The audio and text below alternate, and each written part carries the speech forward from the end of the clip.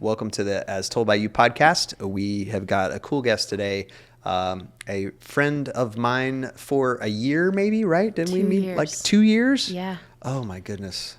Time has gone so fast in the last couple of years. So I'd welcome Jade. And Jade, I'd like for you to introduce yourself. Tell us who you are and what it is in the world that you do.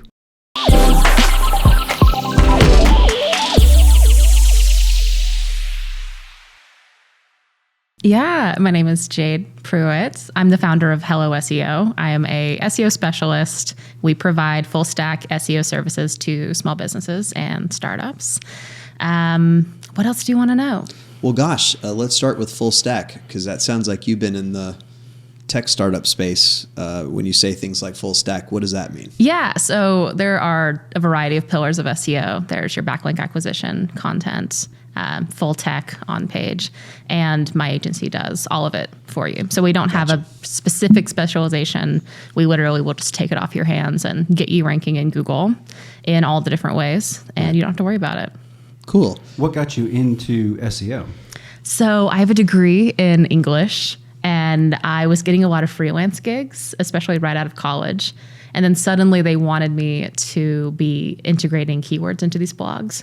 And this is back in the day where things were very scammy and sketchy within SEO, or at least you could still get away with some of that. One of the first blogs I wrote, the title was Best Dog Brush for Husky, which of course is like not English. And then of course I had to integrate in these keywords and just basically stuff them in this blog over and over again. And they didn't care about the content at all. And they just wanted to put their affiliate links in and whatever. And then I landed a job as a content writer at an SEO agency. And I saw that the people above me had salaries, for one. They weren't like, I was writing, I think 3,000 word blog posts for like $30 and like thinking that was solid. And I worked at a coffee shop. So I was doing it behind the bar between customers. I'm sitting here like writing blog posts for people. And so I saw that there was more career stability if I went forward. I was very like, I don't know, enthralled in like the tech world. It felt very like romantic to me. So I really wanted to get into that. There was a coding boot camp in Atlanta where I lived at the time called the General Assembly. And they would teach you like digital marketing. I took out a $3,000 loan to take this course and learned about all of the aspects of SEO and digital marketing and kind of went from there. Landed an actual job at an agency. Doing content. So I basically did a whole bunch of work to get the same job I had before. And in the interview, I told them, like, I'm just dying to learn as much as I possibly can about SEO. So I would get all of my work done in the morning, and then I would sit behind their analysts and basically harass them in the afternoon to learn as much as possible, and went from there. Yeah, that's awesome. Talk about with SEO. It's one of the things that we try to talk to clients about more than just about anything, because we're like, okay, you can do marketing and you can do advertising and you can make content and you can do all these things. But if you don't have a way to capture just search, by itself, you're missing a massive chunk. Talk about the value of that, especially for small businesses, especially for like entrepreneurs and stuff. Why is it important to have good SEO and good solid kind of practices along it? Totally. So SEO essentially is the practice of getting you into a Google search. And if you are ranking high in the correct Google searches, you're literally, like, people are finding you when they're looking for your services. So they're like, that's it. I really need a video marketing agency or whatever in Columbia, South Carolina. Let me just put that into a Google search, and whoever shows up high in that search is going to get those clicks. The old metrics are 32% of all clicks go to the person who's in position 1, and then it trickles down from there. So showing up when people are searching for you is huge. This goes for small businesses like plumbers. If you have a plumbing issue or you've locked your keys in your car in the Waffle House parking lot, you are just going to Google like locksmith and then click on whoever comes up, and then that's who you're going to give money to. So it's very, very valuable. All marketing is important and it all goes together, but especially solving someone's problem the moment that they have it is huge. Especially with the mindset, because they're in the place where they're thinking about buying a thing and they search for that thing, right? Exactly. Yeah. And not, we talk about social media a lot because social media is free. It's something that you can do relatively easily. Something you can take as complex as you need it. But most of the time with social media, people aren't in a buying mindset, right? Mm-hmm. They're in an entertainment mindset, or they're in some other mindset. So one of the things we tell people with SEO all the time is like, this is where people are at the point of sale, right? Right. We had a broken dryer this past week, and my wife needed to find, and she's asking friends. That's one way that she does it, right? Somebody ever had a dryer repaired, but she found the guy that came in yesterday, we found on Google. It's just like, my wife has never thought about dryer repair in her life up until we needed a dryer fixed. Right. And the minute she did, their SEO is the most important thing for them, Totally. Not a TV spot, not a radio spot, not social media, that SEO. So go ahead, Brian. I'm sorry. One of the thoughts that I was having was, you see business franchises that are always popping up at the top. So talk to us about how affordable it could be for a mom and pop business to get to the top of the rankings and get above what you envision as a large franchise that is pumping money into being number one. Is it possible? Is it feasible? It is possible, yes. So it reminds me of a Pilates client I had in Colombia. Club Pilates is a massive behemoth. It's like across the country, and they're just a small location that's just here. And the thing is like when Club Pilates is ranking for Pilates Colombia, it's their Colombia location page. And that page is only so optimized and only has so many links going to it and all that good stuff. So all we have to do is figure out how to get her entire website to outrank one location page, which is completely feasible. Sometimes it's more challenging than that, and especially if it's a small national business like myself. I will probably never be on the first page for SEO. That's probably not going to happen. But there are other keywords that are more niche that I can get on the first page for, like SEO for women-owned businesses or SEO in Colombia, things like that. So sometimes it's about finding a more niche angle. Sometimes it's like, yeah, actually we could completely just go for this and corner your entire market. Which is why it's good to have someone who knows how to do keyword research and can kind of think about this more critically than you just like plugging in Pilates and being sad that you don't show up. And Pilates is just Pilates nationwide, right? And, yeah. And you don't care if you're in Columbia, you don't want to rank Pilates for Illinois or something. You want it to be here. Totally. Right? So I know back in the day, I kind of like what you were saying, when I very first started my videography business, a local competitor had a whole paragraph at the bottom of his website that was like videography in South Carolina for South Carolina videographers for video in South Carolina, blah, blah, blah. And it was just this nonsense paragraph. And I always thought, God, that is just the worst. But he always came up number one in search.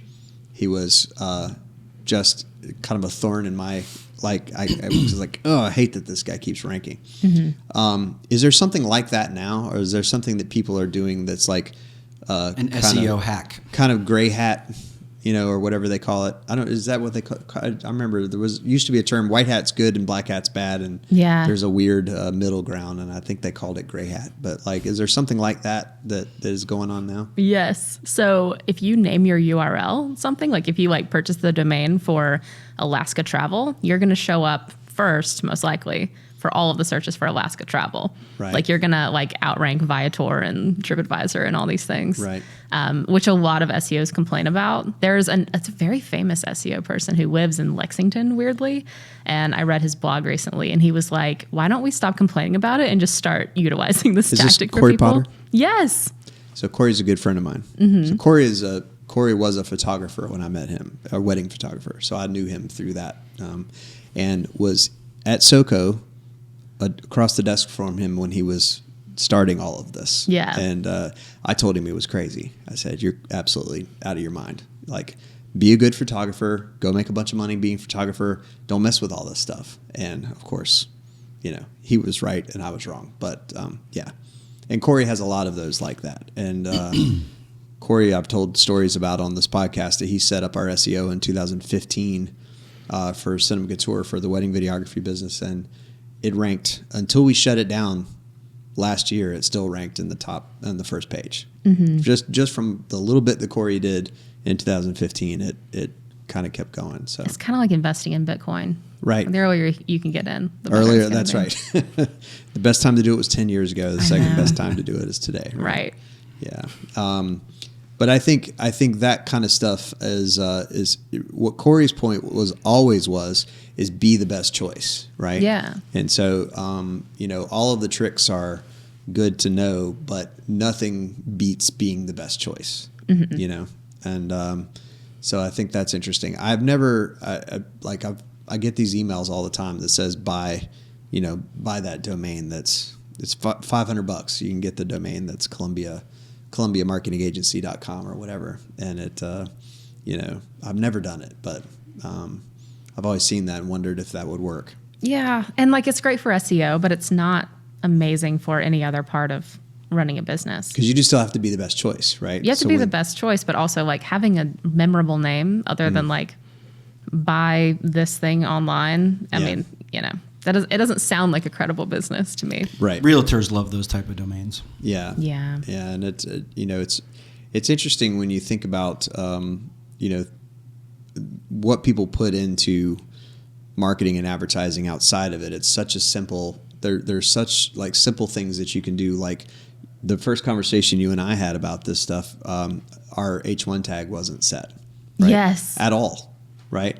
So there was no way that Google could find us in search because we didn't have the tag set, And Jay was like, "Hey, you should probably set an H1 tag so that you have a keyword at all." I was like, "Crap, you're right." Yeah. And then all of a sudden it started spitting out results, which was really cool. So if there is a advice that you could give somebody who's never done this before, not ready to hire a professional, but they need to do better, what would you tell them to do? Optimize their H1 tag. It's really difficult. I think I'm too in the weeds now to be like, oh, this is this simple little thing you can do. Especially if you're a local business, though. Your meta title, which is how you're going to show up in a Google search, and then your H1 tag are the two first things Google is going to look at to see what your website's about. So if you can put what you do and the area that you do it in there, along with your business name, you're good to go. That goes for your meta title. For your H1 tag, just put what you do. Yeah. Put what you want someone to search to find you. Pop it in there and then see what happens. Right. And so if you think about it, what was happening with us is that people are too clever sometimes with those H1s, right?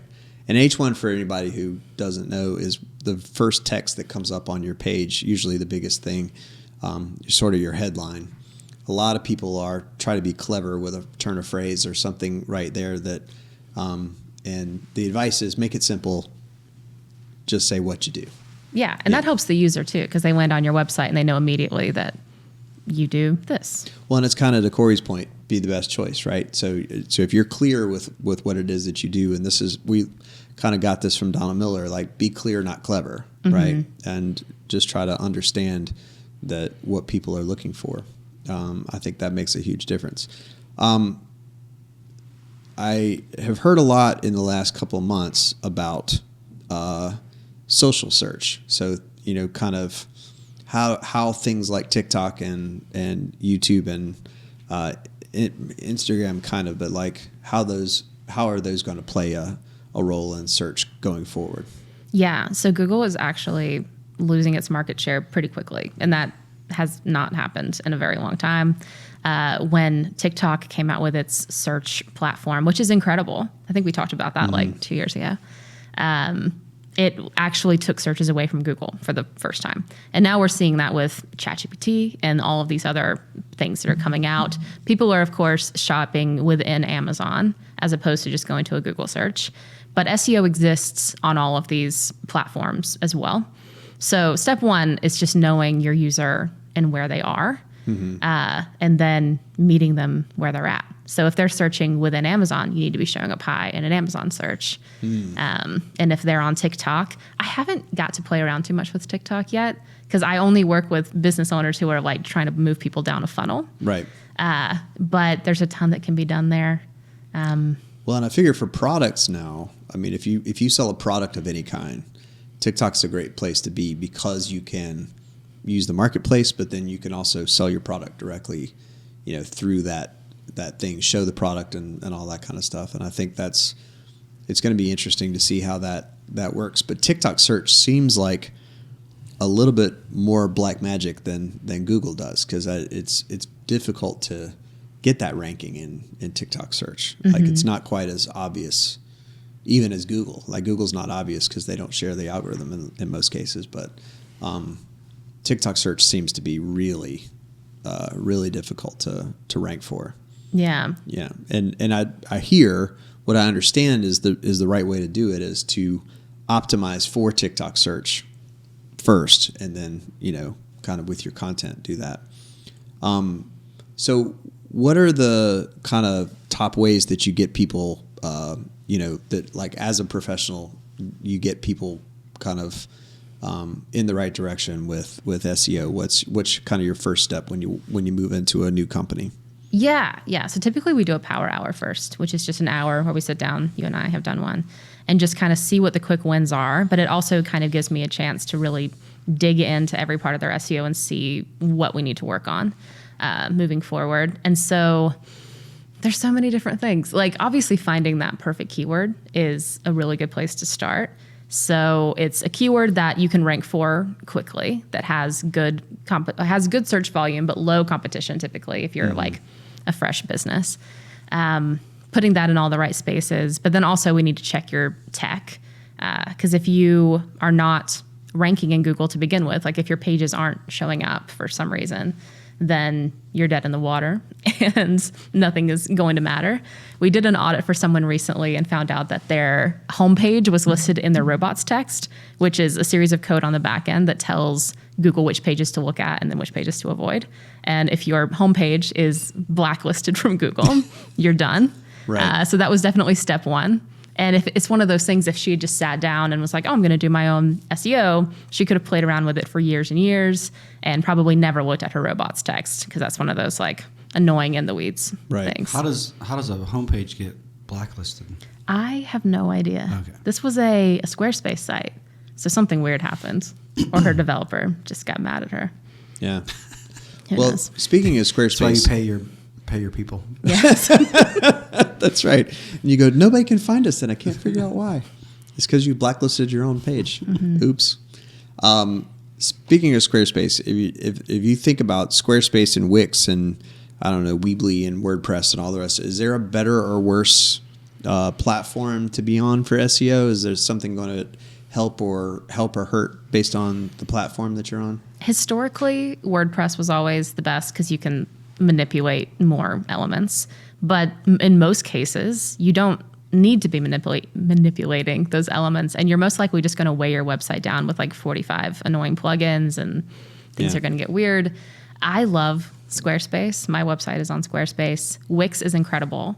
There is an amazing SEO who is the consultant for Wix who is building out their platform to be the best for SEO. She even implemented this thing where if you create your website on Wix, your Google Business profile automatically gets accepted. If you've ever had to deal with a Google Business profile not being accepted, you know how big of a deal that is. So I don't know. And also when I work on Wix websites, they always have perfect health scores, like out of the box, which is incredible. But I'm trying to think if there's any that I find particularly annoying. Drupal is annoying. That's not, but that's like, if you need Drupal, you need Drupal. But.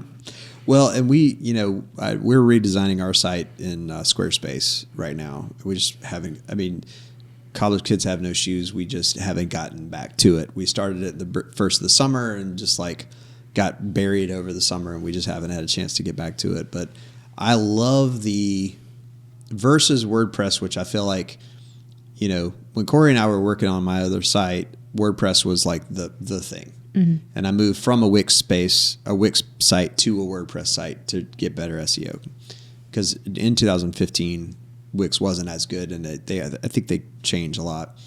But WordPress to me seems like you've really got to know kind of what plugins to use, where to put everything. Like it's more of a mystery, where Squarespace seems to lead you through it a little bit easier. Totally. You know, it seems to be much easier to kind of set stuff up, you know, to go through those things.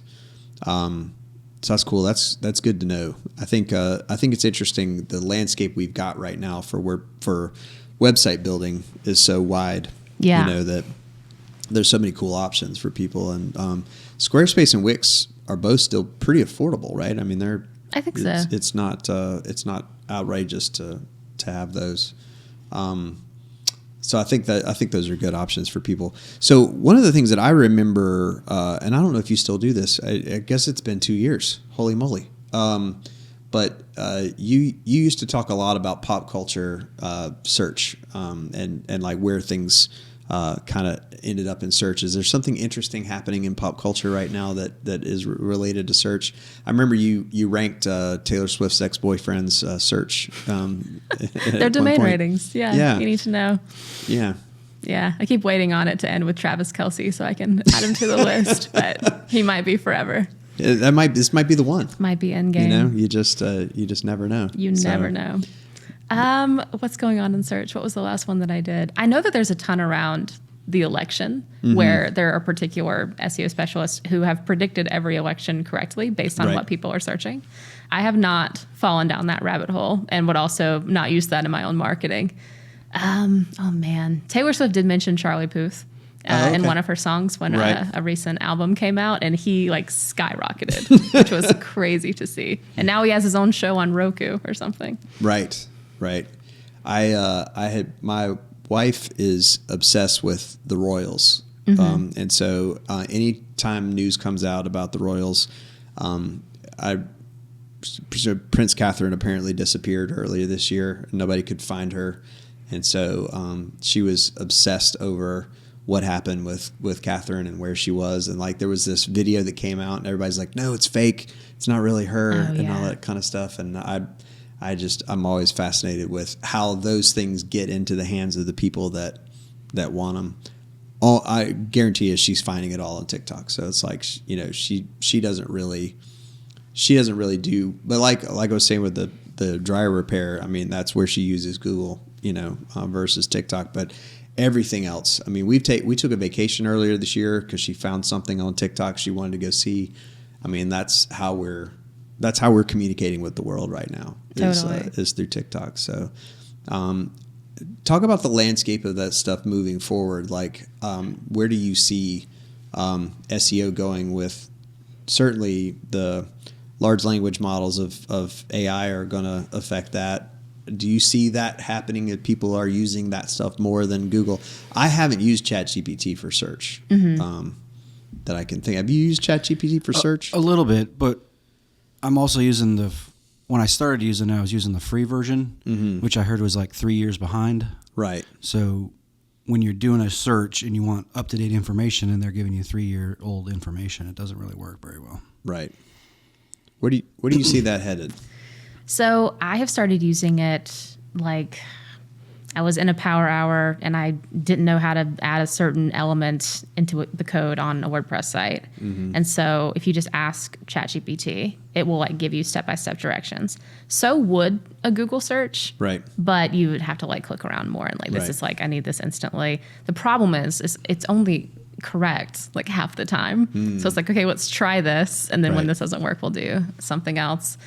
I am very curious to see what's going to happen. I feel like a lot has gone down, especially in the last year, to just destroy people's trust of AI, especially within Google searches, which was hysterical because it was pulling from Reddit. And of course, people love to just put random things in on Reddit. So it would be like how to get rid of a headache. It's like jump off a bridge or whatever. It's like technically, I guess. And that'll do it. That will do it. Yeah. But that's probably not the advice they were looking for. So like that happened. But it seems like it's finally kind of like figuring itself out. Right. And of course, I mean, this is very similar to like when the internet was coming online and it was like, is this actually going to go anywhere? We don't know. Obviously it went somewhere. So and we're in the infancy of AI anyway. So we can assume that, because I used the internet in 1998 and 1999, it didn't work. I mean, you know, not just the modems connecting through the phone line, but like most pages didn't load super well. Like none of it was, even early YouTube, like 2008 or 9, you know, didn't work well. You know, I would go on and try to watch very short things like movie trailers and stuff, and I couldn't get the whole thing to play, you know, stuff like that. So I know we're in the infancy of that stuff. It's, I don't necessarily, and I guess to your point, I don't necessarily trust it for search, because I've used it. I've tried to use it because I've heard people talking about it. So I just tried it, and it doesn't give you what you really are. Google is still the best way to say find a plumber or find a car repair place or whatever. But information wise, like Jade was saying, you can get ChatGPT will give you the information that you're looking for instantly, rather than having to click through 14 different links to figure out, oh, is this the article that I really want to get the information from, or is it this one? And it's one of the things we talk about a lot is removing friction, right? And so that's one of the things that, like, okay, can I get to the information quicker through ChatGPT than I can through Google, but is it going to be less accurate? And that's really kind of the challenge.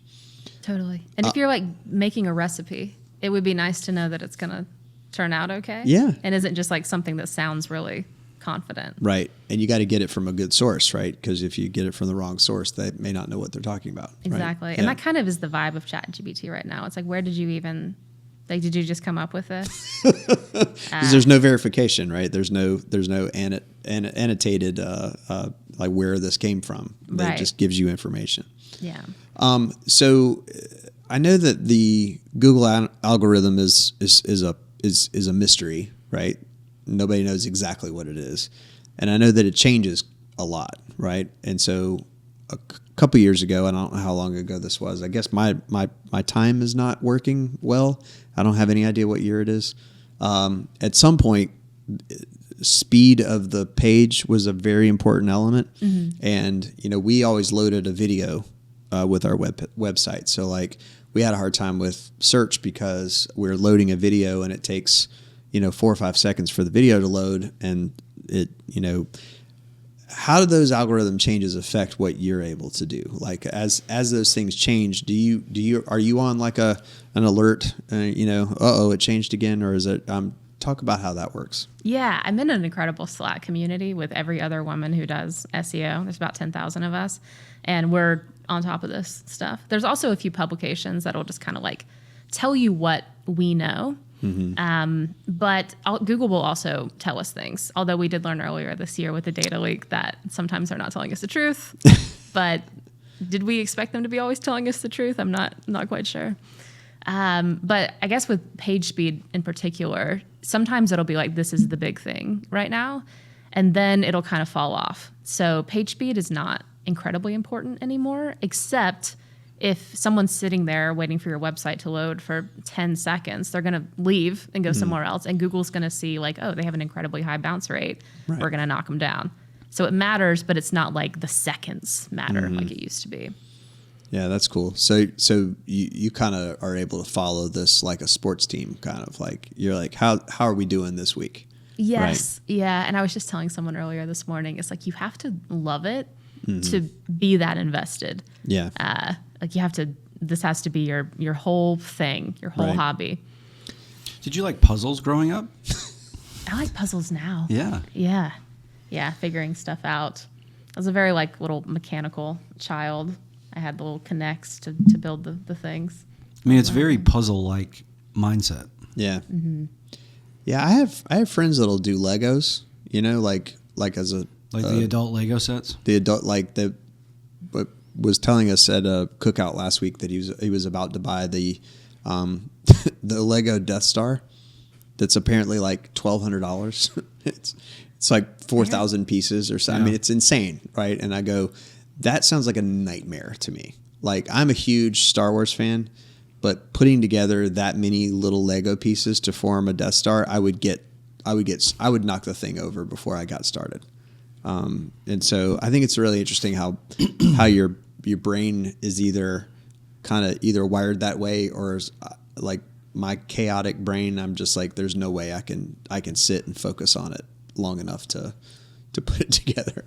I don't know if you do like Legos or any of that stuff, but like I know several adults that collect Legos and have a Lego room, you know. And, yeah, Lego rooms are a thing. Yeah, it's crazy. You need a room. Yeah, because they have a little table that you put it together, and then there's a display case around the similar thing. to like women who like to do scrapbooking, right? They need their whole little room to have all the crafts. I guess scrapbooking kind of has to do with your family, and you can kind of necessarily tie it together, right? But Legos are, I mean, I get it, I guess, but like, I go into the Lego store and I get stressed out in the Lego store because there's so many little pieces, all the kids running around, there's so much noise and all of these little things. I mean, I like cars and I like Star Wars and I like all that stuff, but I'm not putting together Legos. It's just like I don't know what it is about my brain that makes. Did you ever do like little models when you were a kid, like car models? Yeah, so this is what I was going to say. My dad used to love the new version of it. Because, you know, like Shane Gillis talks about, my dad started loving World War II. Like, it was kind of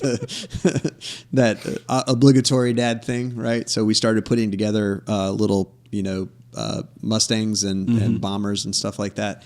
And I hated it. Like, I hated every minute of working on them because everything was so meticulous, and there was like the glue and the little piece had to go into the little slot, and everything was anyway. I don't know where that tangent came from, but I think what's cool about loving this stuff is that it gives you something super unique to kind of like focus that creative energy on, you know. And you're one of the very few people I know that does it. I mean, I don't know hardly. I mean, I know 2 or 3 people. I mean, I know Corey, but Corey won't do it anymore. Corey's just running his group. Game. Yeah. I was like, I've called him so many times over the last, like, how many has that been? 9 years? I've called him so many times, like, Corey, look, I'll pay you just to come in and do it, you know? And he's like, nah, I don't do it anymore. He's like, I'm out of that racket, you know? And so it's, talk about your competition in the workspace. I mean, what's the SEO competition like? I don't really consider anyone competition. Right. There's enough. That's how advanced. Yeah. Like there's enough small businesses for everyone to go out there, and there are a lot of people who are not doing it for the right reasons. Right. Or also doing it, so like they do a bunch of other stuff and then they also do SEO. Yeah. And I'm really wary of those people. And obviously there's a lot of things that you can kind of integrate into a website when you're developing it that will help SEO. But I meet business owners all the time who are like, oh, well, this guy said he did my SEO, and like, why am I not ranking? And it's like, there's just a billion other parts of it. But yeah, there's another SEO in town who I think we thought we were each other's competition at first, and now we're best pals, and we're meeting up later today to like collaborate. Nice, and that's a lot of fun. That's a little bit a part of just being in Columbia, though. That's true. I mean, it's a big small town, right? And there's, like you said, there's plenty of business to go around. So there's a lot of similar businesses that work together.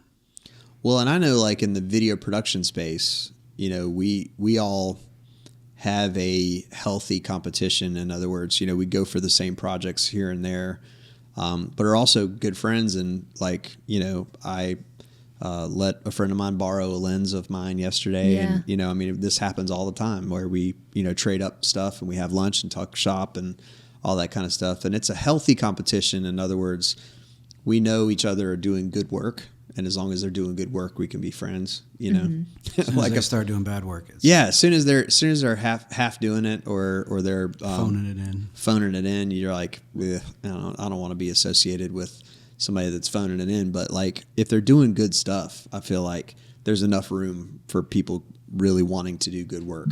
Totally. You know? Yeah. And like I will run into issues that I can't fix, and I'll send it over to him, and we'll kind of work on it together. I feel like if you isolate yourself as a business owner, it's not going to go well. Right. And you can't really do that here. You can't be like beating the competition. No. You know, everybody's got to They'll be sitting next to you at the gourmet shop the next day. That's brutal. Right.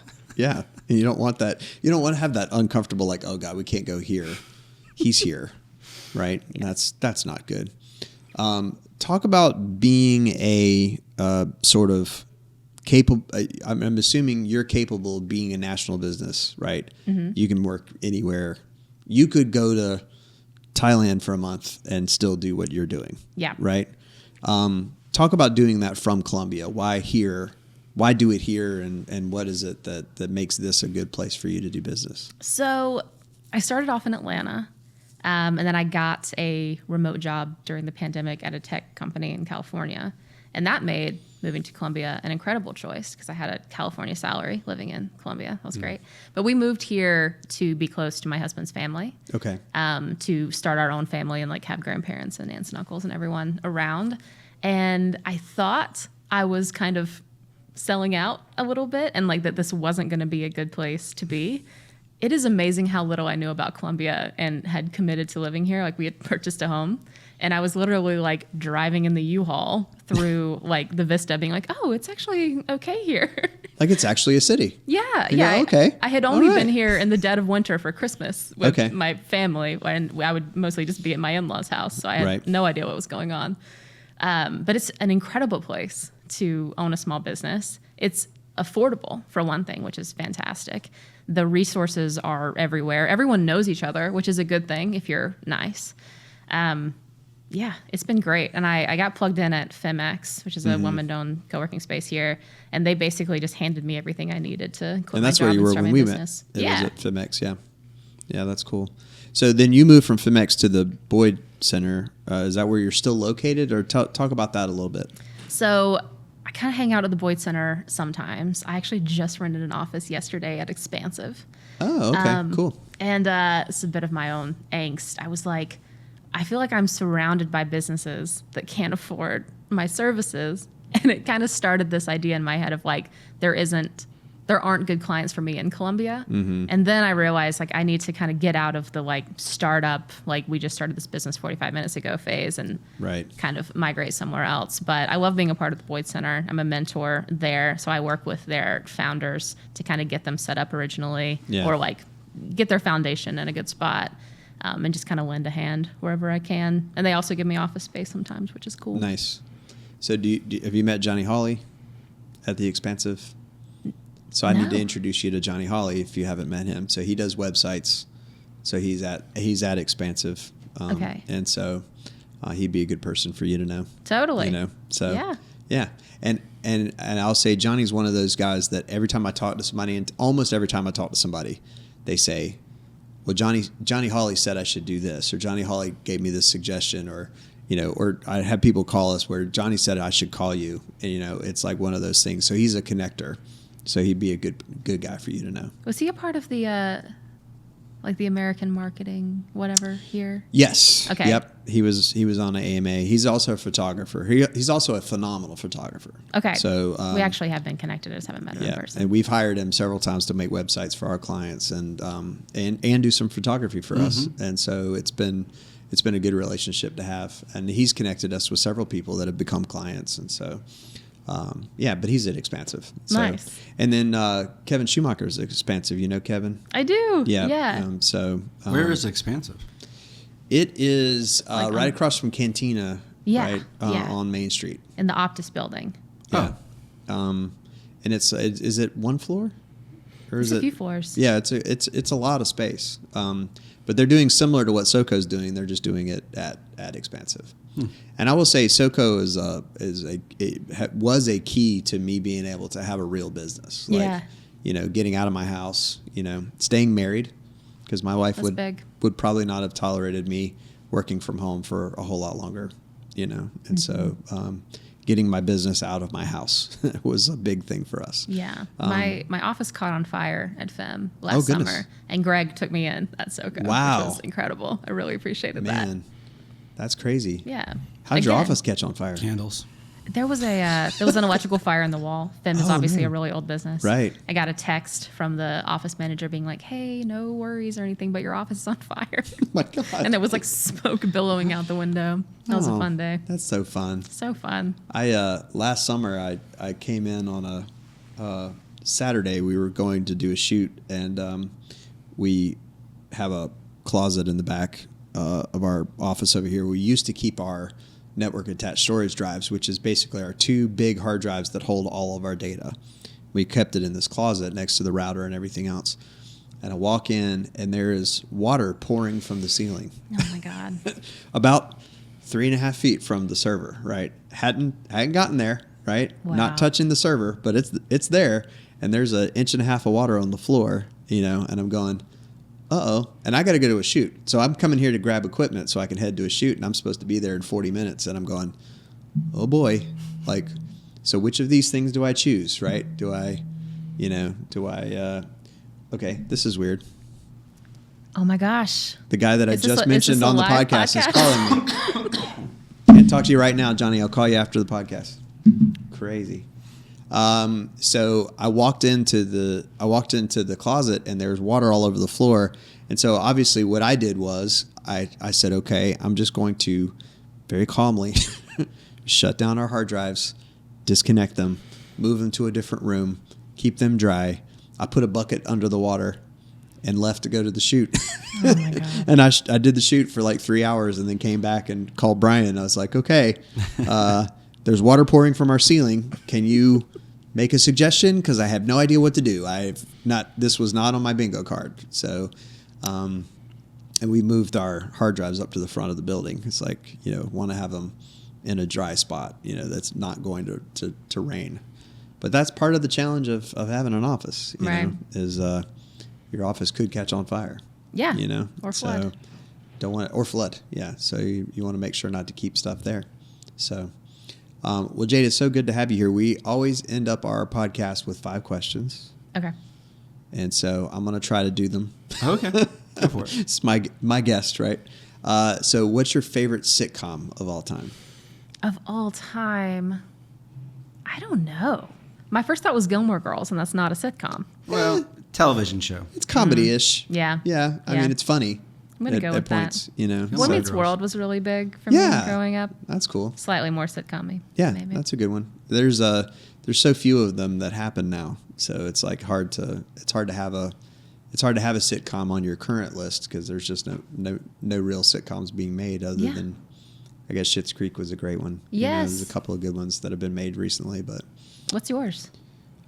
it has to be Seinfeld, just because it was so formational for me. Close second is Will and Grace. My wife and I bonded over Will and Grace, so we still have Will and Grace jokes that we tell around the house. And about, I guess, 5 years ago, right before, I guess, 2019, if you don't know Will and Grace, you won't know what I'm talking about. But there was a character on there played by Leslie Jordan, short little guy, deep Southern accent, and he and Karen had a rivalry. And my wife loved his name on the show was Beverly Leslie, and she loved Beverly Leslie. She thought it was the funniest thing.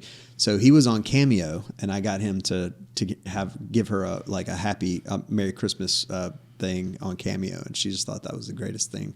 But that's like how deep Will and Grace goes for us. It's like, so I guess that's probably it. Okay. Second one, favorite season of the year? Fall. Yeah. Pumpkin spice lattes.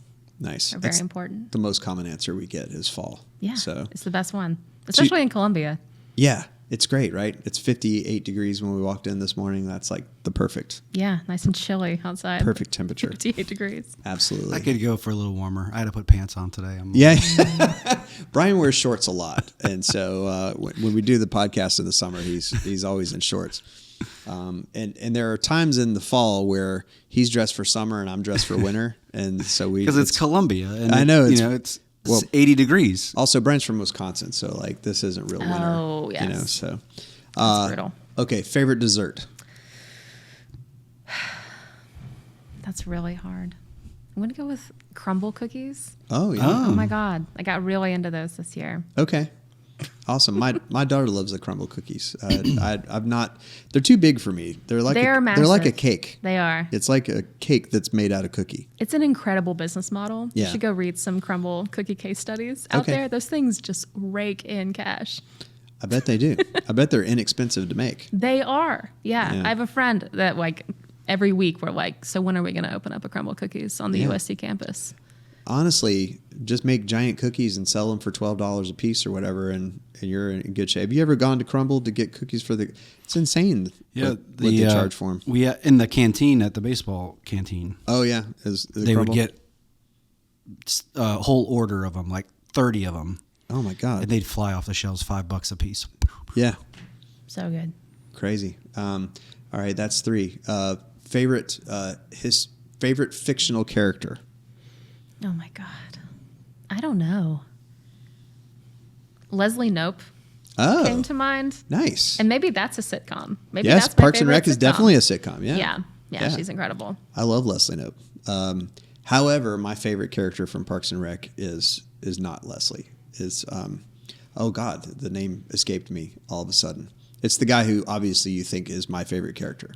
The guy with the bushy mustache. I'm trying to think of his name. Ron Swanson. Yeah, he's incredible. That's my favorite character on Parks and Rec. I think he's amazing. So, and I think that actor is incredible. And everything I've seen him in has been amazing. And also married to Megan Mullally, who played Karen on Will and Grace. I know. So makes it even better. And then last one, favorite song. These are really difficult. Oh my gosh. My favorite, in middle school, when your favorite song like really, really mattered, I decided that my favorite song, oh my gosh, now I can't remember the name of it. It's that Ocean Avenue by Yellow Card. Oh, wow. Okay. I was like, this is my favorite song, and I haven't thought about it since then. So that'll be my favorite song. Wow, we have not heard Yellow Card on this on the podcast, so that's a first. That stuff's coming back. My neighbor is 37 and just went to go see Third Eye Blind and Yellow Card in Charlotte a month or so ago, and I was like, why would you want to see Third Eye Blind in concert? I don't. But again, I was, in college when that came out, and I was like tired of it almost instantly. And so I was not a Third Eye Blind fan. But anyway, well, Jade, it was so good to have you. Thank you so much for coming by. Yeah. We'll do this again soon. We're going to have a repeat guest at some point. At some point. We'll go through everybody in Columbia. At some point we're going to run out of people. So, well, thank you so much. Yeah. Thank you. Thanks.